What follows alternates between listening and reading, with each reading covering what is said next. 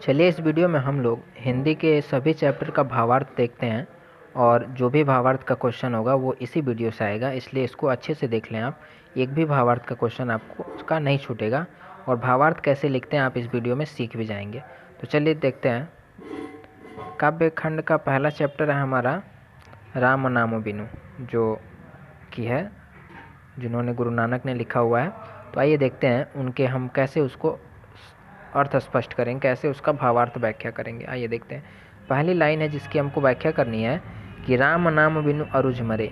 जो चैप्टर है कि राम का जो नाम नहीं लेते हैं वो क्या करते हैं, वो संसार के मोह माया में उलझकर मर जाते हैं। तो उसी की व्याख्या हमको करनी है। तो आइए देखते हैं कैसे हम इसकी व्याख्या करेंगे। देखिए यहाँ पे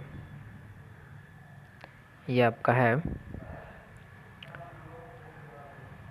कैसे लिखते हैं देखिए, ध्यान से देखिए।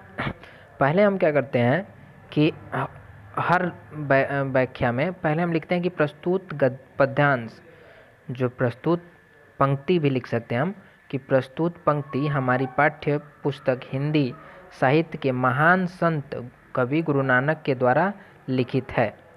लिखित राम नाम बिनु निर्गुण जग जन्मा शीर्षक से उद्धृत है। पहले हम क्या करते हैं, हम पहले ये लिखते हैं कि यह पंक्ति कहाँ से उद्धृत है, हमारी कविता से उद्धृत है, जो कि राम नाम बिनु उस शीर्षक का, उस पाठ का नाम लिखते हैं जिस पाठ से उद्धृत है, और फिर उसके लेखक कौन है वो लिखते हैं, उससे क्या है यह उद्धृत है, यानी उससे यह लिया गया है।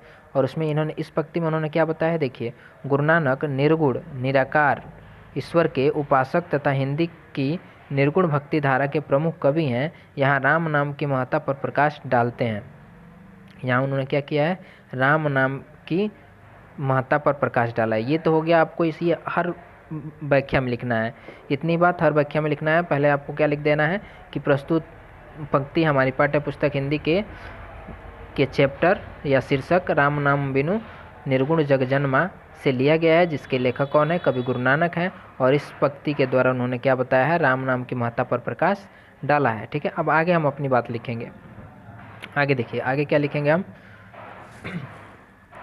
आगे हम लिखेंगे, इसकी व्याख्या करेंगे। तो आगे हम क्या लिखते हैं, देखिए आगे हम लिखते हैं कि प्रस्तुत व्याख्या पंक्ति में निर्गुणवादी विचारधारा के कवि गुरु नानक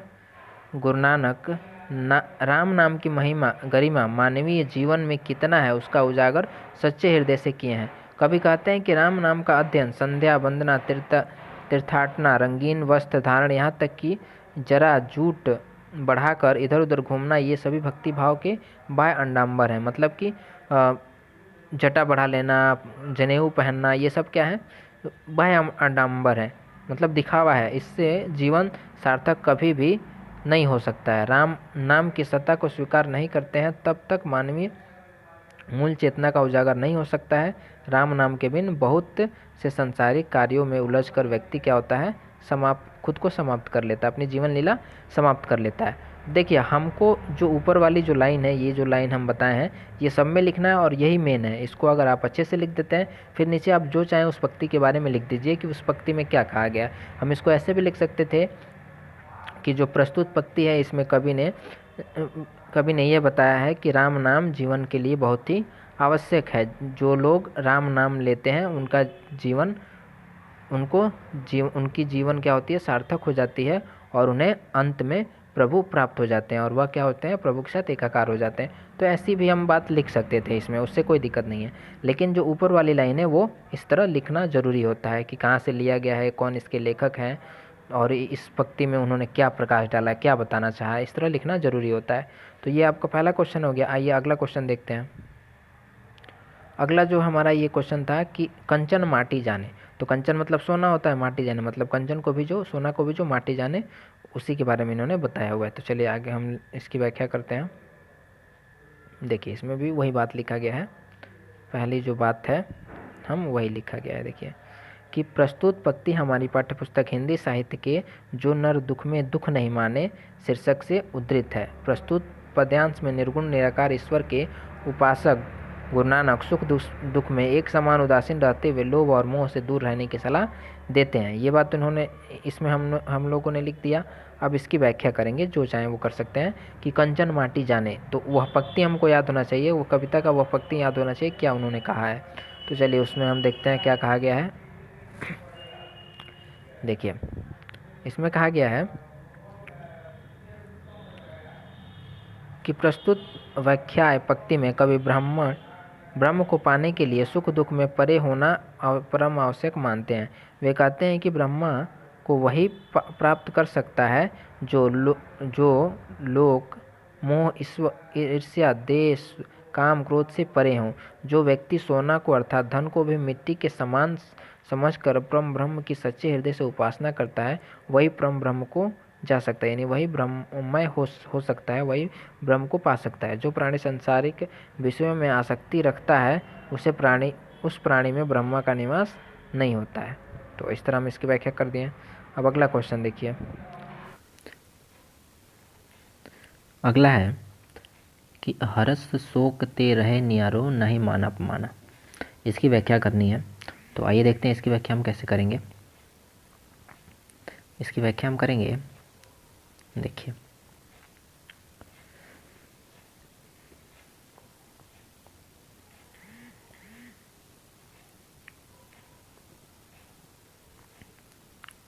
करेगी प्रस्तुत पंक्ति हमारी पाठ्य पुस्तक। ये लाइन तो हमेशा हमको लिखना है, ये वाली जो लाइन है ये लाइन हमेशा लिखना है कि प्रस्तुत पंक्ति हमारी पाठ्य पुस्तक हिंदी साहित्य के संत कवि गुरु नानक द्वारा रचित जो नर दुख में दुख नहीं माने शीर्षक से उद्धृत है। प्रस्तुत पंक्ति में संत गुरु नानक उपदेश देते हैं कि ब्रह्म के उपासक प्राणी को हर्ष शोक सुख दुख निंदा प्रशंसा मान अपमान से परे होना चाहिए। इन सब के पृथक रहने वाले प्राणियों को ही में ही ब्रह्म का निवास होता है। तो ध्यान रखिए कि इसमें हमको क्या करना है कि हमने इतनी लाइन लिख दिया कि यह कि हमारे हिंदी साहित्य से उद्धृत है, जिसके लेखक गुरु नानक है, और उस पाठ का शीर्षक क्या है, जो नर दुख में दुख नहीं माने। ये हो गया।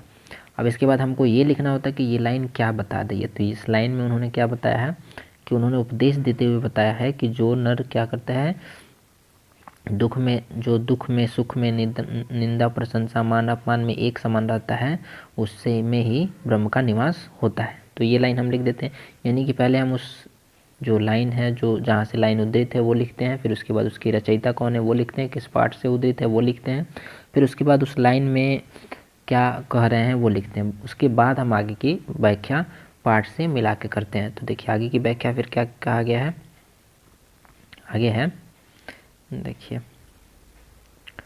आगे हमारे की प्रस्तुत पंक्ति में कवि कहते हैं कि ब्रह्म निर्गुण एवं निराकार है। वैराग्य भाव रखकर ही हम उसे पा सकते हैं। झूठी मान बड़ाई निंदा शिकायत की उलझन मनुष्य को ब्रह्म से दूर ले जाता है। ब्रह्म को पाने के लिए सच्ची मुक्ति के लिए हर्ष शोक मान अपमान से दूर रहकर उदासीन रहते हुए ब्रह्म की उपासना करनी चाहिए। ऐसे लिख देना हमको। चलिए अगला देख लेते हैं। अगला है हमारा कि नानक लीन भयो गोविंदा सो जो पानी संग पानी। मतलब जो नानक हैं वो ब्रह्म के साथ ऐसे लीन हो गए हैं जैसे पानी के संग पानी मिल जाता है और कुछ पता नहीं चलता है। वैसे ही जो नानक हैं वो किसके साथ मिल गए, ब्रह्म के साथ मिल गए हैं। तो आइए देखते हैं इसकी व्याख्या कैसे करेंगे हम। पहली लाइन हमें वैसे ही लिखना है जो है कि प्रस्तुत पाठ्य पुस्तक हिंदी के साहित्य के महान संत कवि गुरु नानक द्वारा रचित जो नर दुख में दुख नहीं माने पाठ से उद्धृत है। इसमें कवि ब्रह्म की सत्ता की महत्ता को बताते हुए मनुष्य के जन्म का अंतिम लक्ष्य ब्रह्म को पाने को बताते हुए कहते हैं कि सांसारिक व्यक्ति से दूर रहकर मनुष्य को ब्रह्ममय होने की साधना करनी चाहिए। गुरु कृपा से ऐसी प्राप्ति संभव होती है।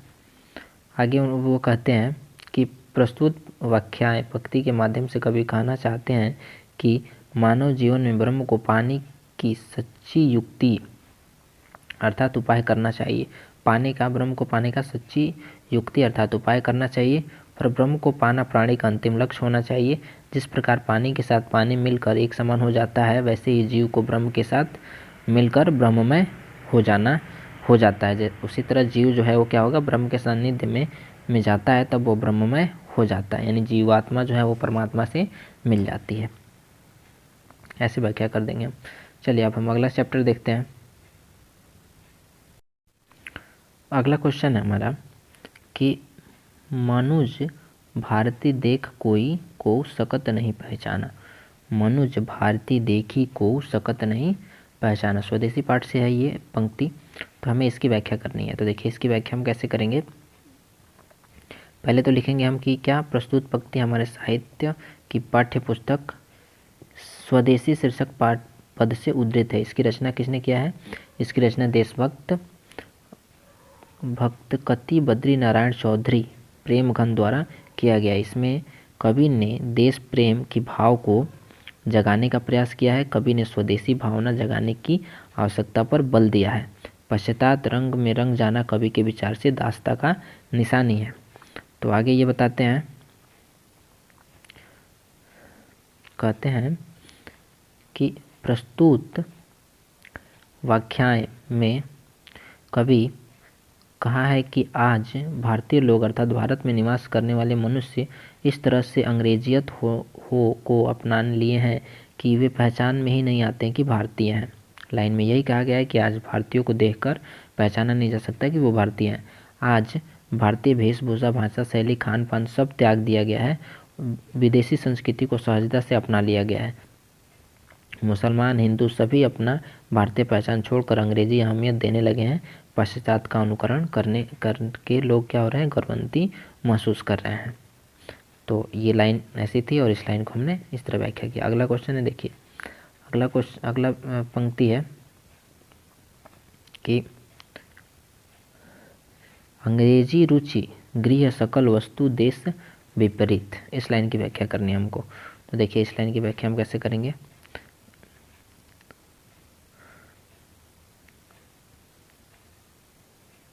प्रस्तुत पंक्ति हमारे हिंदी साहित्य पाठ्यपुस्तक कवि प्रेमघन जी द्वारा रचित स्वदेशी पाठ से उद्धृत है। इसमें कवि ने क्या कहा, इसमें कवि ने भारत के लोगों में से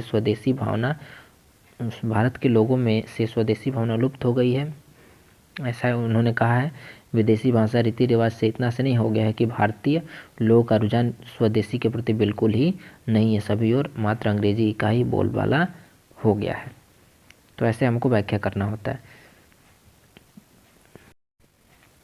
आगे देखिए अगला है हमारा,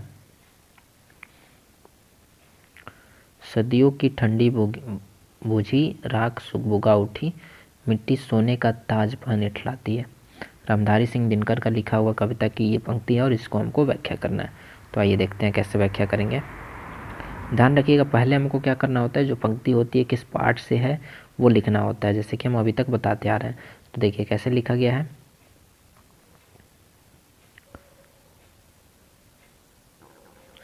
इसमें लिखा गया है, देखिए कि प्रस्तुत पंक्ति रामधारी सिंह दिनकर द्वारा रचित जनतंत्र का जन्म शीर्षक कविता से संकलित है, वहाँ से इसे लिया गया है। अब करें, इसमें कवि स्वाधीन भारत की रूपरेखा को सजीवात्मक रूप से प्रदर्शित किया है। इसमें उन्होंने क्या किया है कि जो स्वाधीन भारत की रूपरेखा है उसमें उसको सजीवात्मक रूप से प्रदर्शित किया है। तो इसमें कवि, इस पंक्ति में कवि ने क्या कहा है, कवि की अभिव्यक्ति है कि स्वाधीनता मिलते ही मतलब आज़ादी मिलते ही भारत में जनतंत्र का उदय हो गया। बुझी हुई राख धीरे धीरे सुलगने लगी। सोने का ताज पहनकर भारत आज इठला रहा है। वर्षों से त्रस्त जनता हुंकार भर रही है। अब क्या हो गया है, जनतंत्र का यहाँ जन्म हो गया है और लोग क्या हैं, अब जो मिट्टी है वो सोने का ताज पहन के इठला रही है। मतलब लोग अब क्या कर रहे हैं, अब स्वाधीन होना, आज़ाद होना चाह रहे हैं। चलिए आगे देखते हैं। अगली पंक्ति है हमारी कि हुंकारों से, देखिए अगली पंक्ति क्या है, हुंकारों से महलों की नींव उखड़ जाती है, सांसों के बल से ताप हवा में उड़ता है, जनता की रोके राह समय में ताव कहाँ, वह जिधर चाहती काल उधर ही मुड़ता है। तो इसकी व्याख्या करनी है। तो इसकी व्याख्या देखिए कैसे करेंगे। इसमें हमको पहले वही लाइन लिखना है कि प्रस्तुत पंक्ति उत्तर छायावाद के प्रखर कवि रामधारी सिंह दिनकर द्वारा रचित जनतंत्र का जन्म शीर्षक से संकलित है। पराधीन भारत की दयनीय स्थिति को देखकर कवि हृदय विचलित हो उठा था। स्वाधीनता मिलते ही उनका मुखमंडल दीप्त हो उठा। जनता के हुंकार प्रबल वेग से उठती है। तो उन्होंने क्या कहा है, इसमें चूंकि लाइनें मिला दी गई हैं, आप अलग करना चाहें तो अलग कर सकते हैं। पहले तो ये लाइन लिखना है कि जो कवि हैं वो कौन है, रामधारी सिंह दिनकर है, कि उनके जो रचना है क्या है, जनतंत्र का जन्म से लिया गया है।